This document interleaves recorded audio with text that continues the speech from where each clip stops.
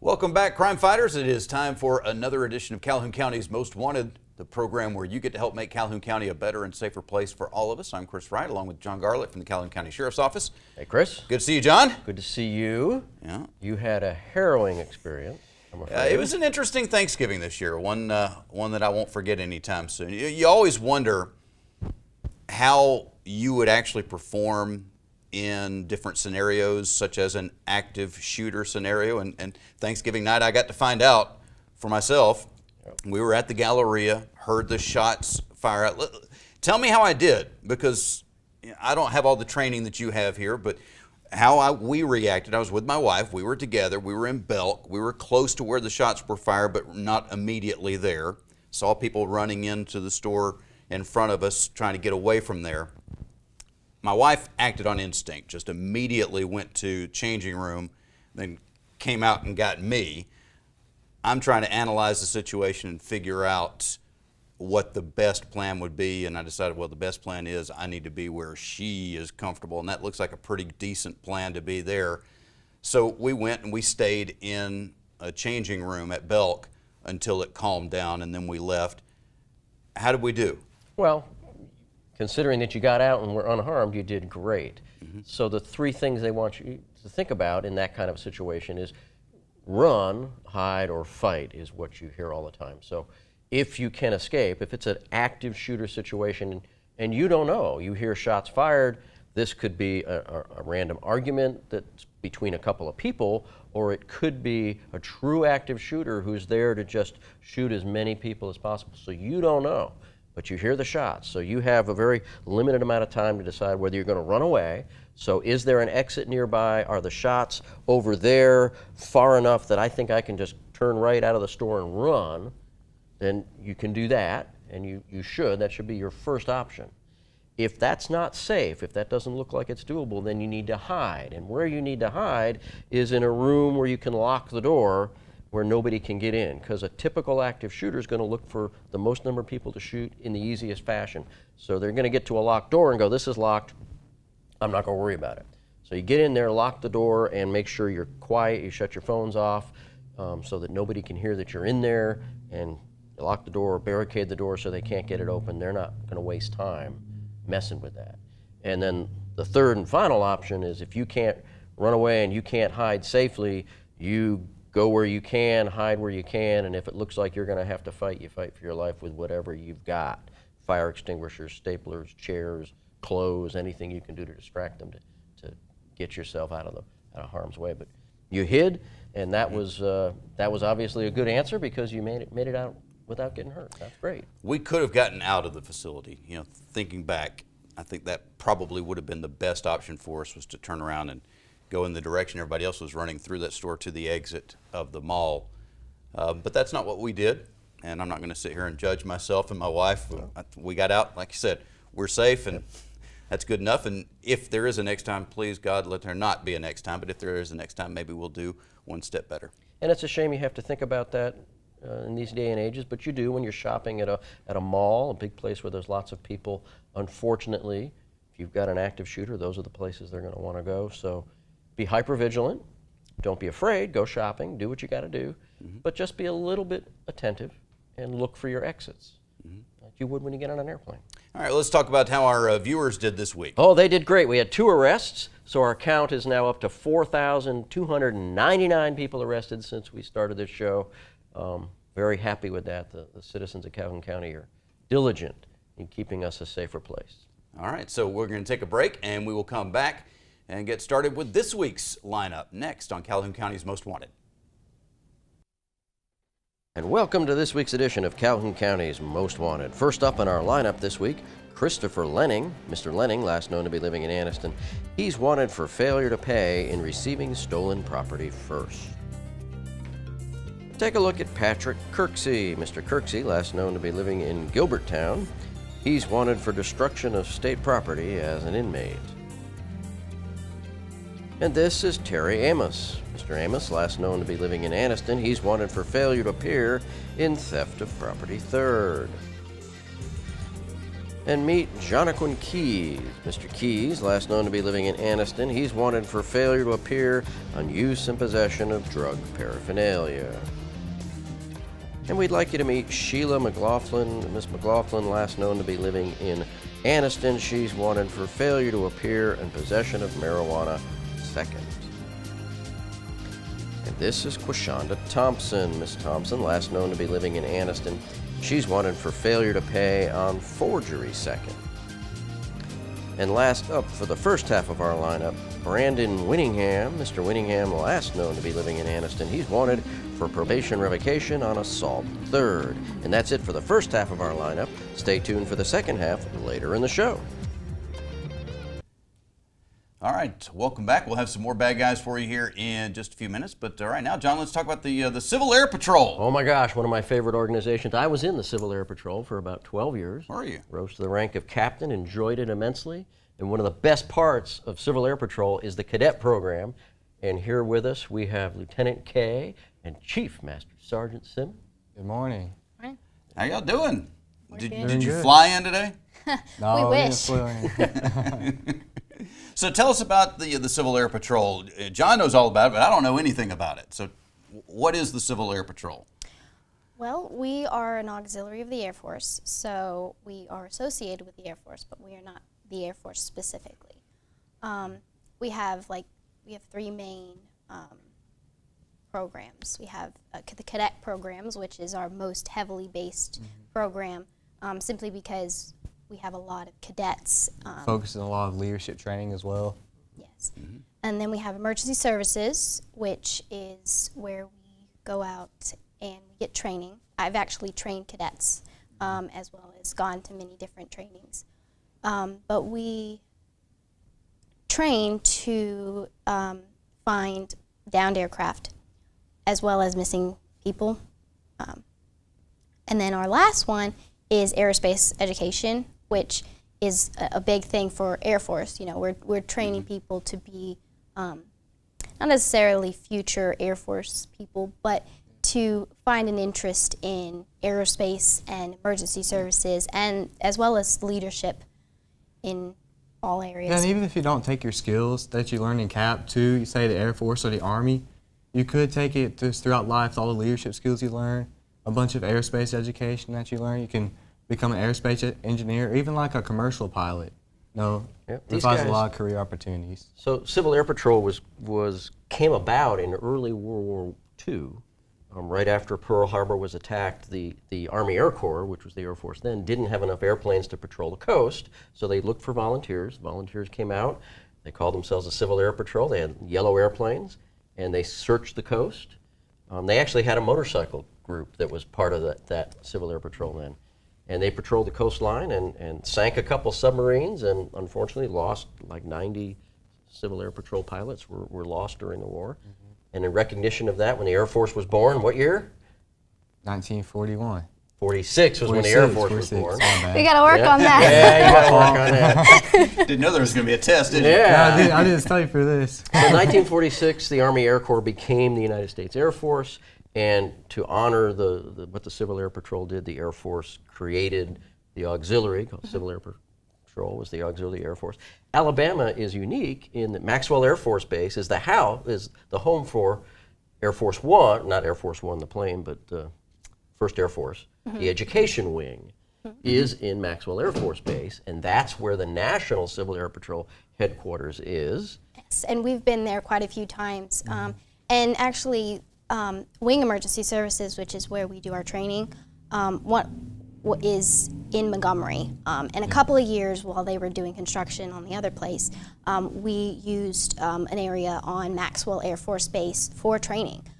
So while we were there, we visited national headquarters as well as the wing headquarters, and have been there multiple different times and seen inside and talked to the people. So it's really cool, you know, that we are special and got, you know, right so close to it that we can, you know, we join this awesome program, and we're like, we're there.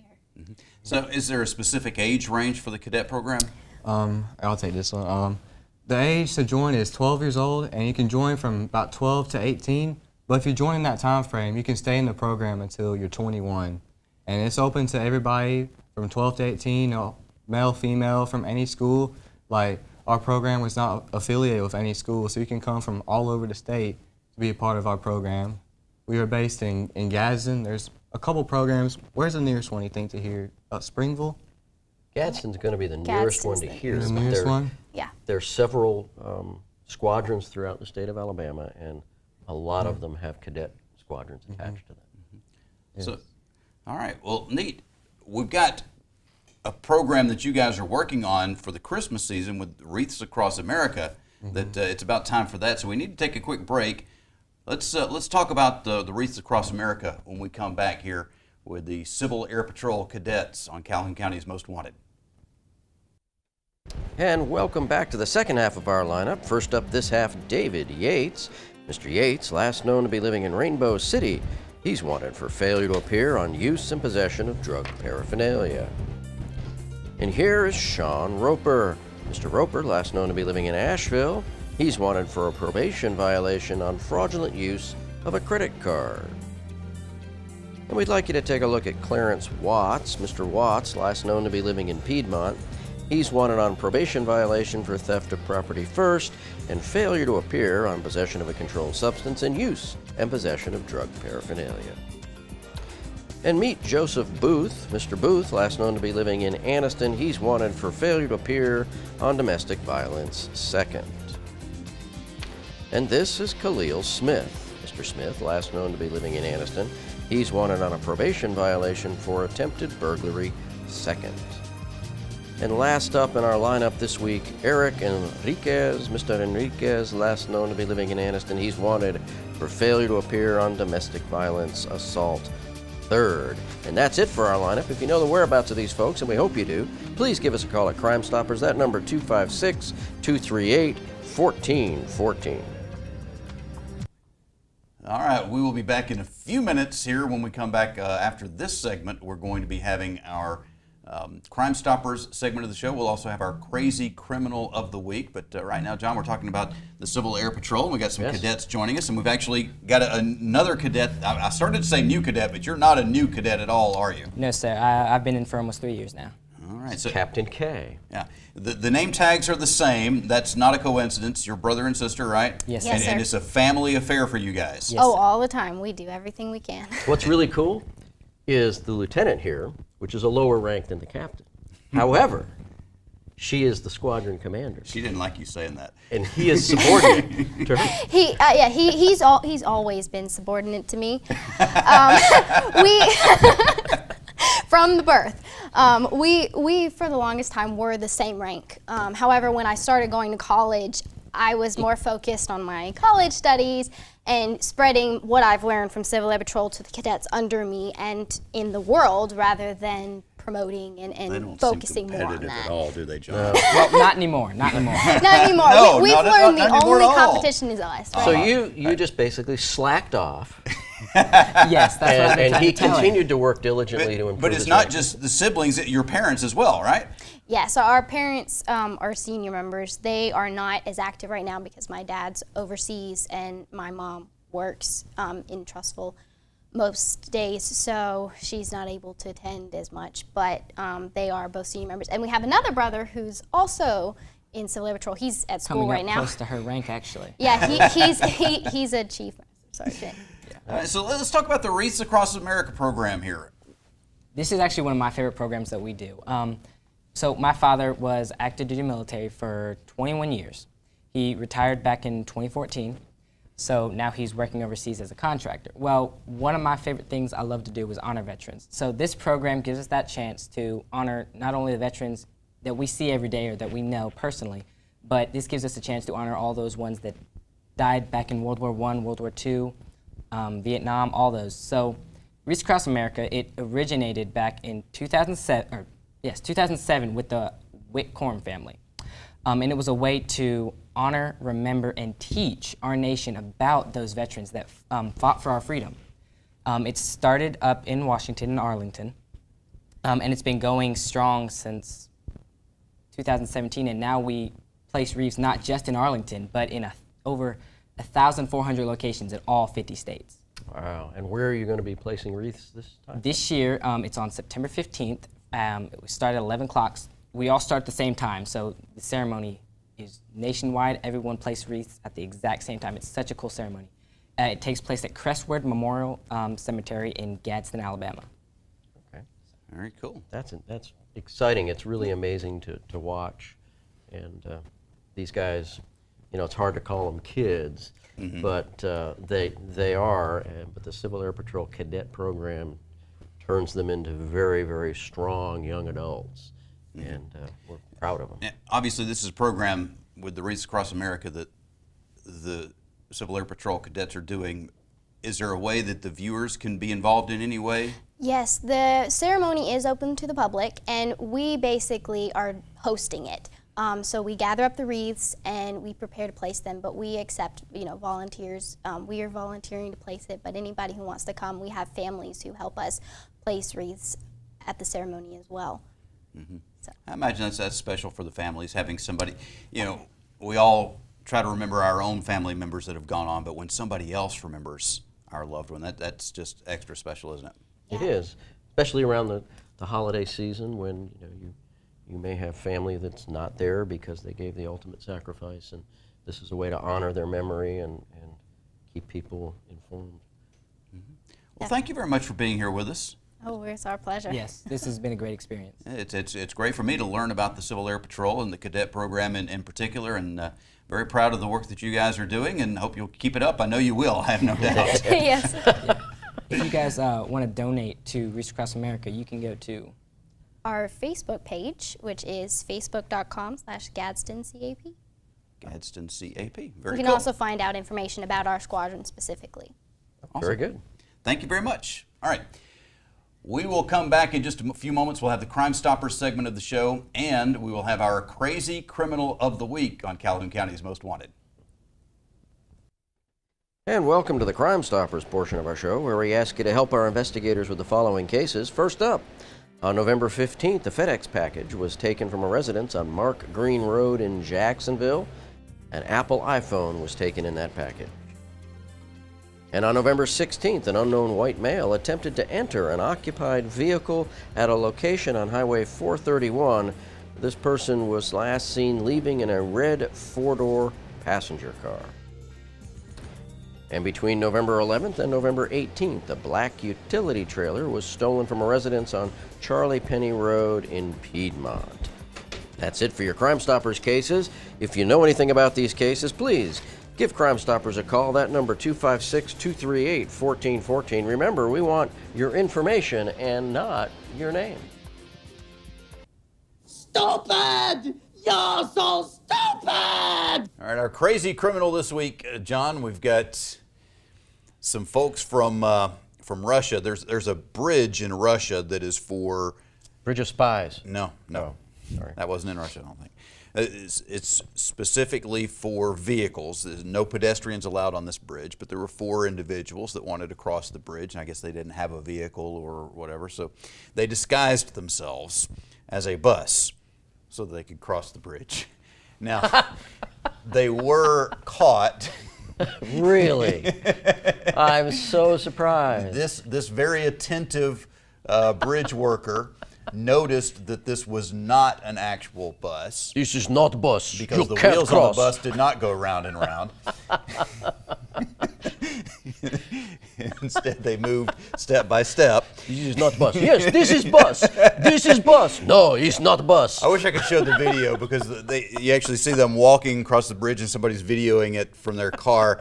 You see the bus moving, and then you see this guy come over, and then you see the bus make a U-turn over onto the side and head back out. Very nice. Oh my A good effort, I guess. That's a great effort. Sesame Street would love it. Yeah, they would. All right, so there we go. We thank you for joining us this week. We're glad you made it back from wherever you went for the Thanksgiving holidays if you were on the road. And we'll be looking for you again next week, but hopefully not in the lineup here on Calhoun County's Most Wanted. And hopefully not in a bus costume either. No.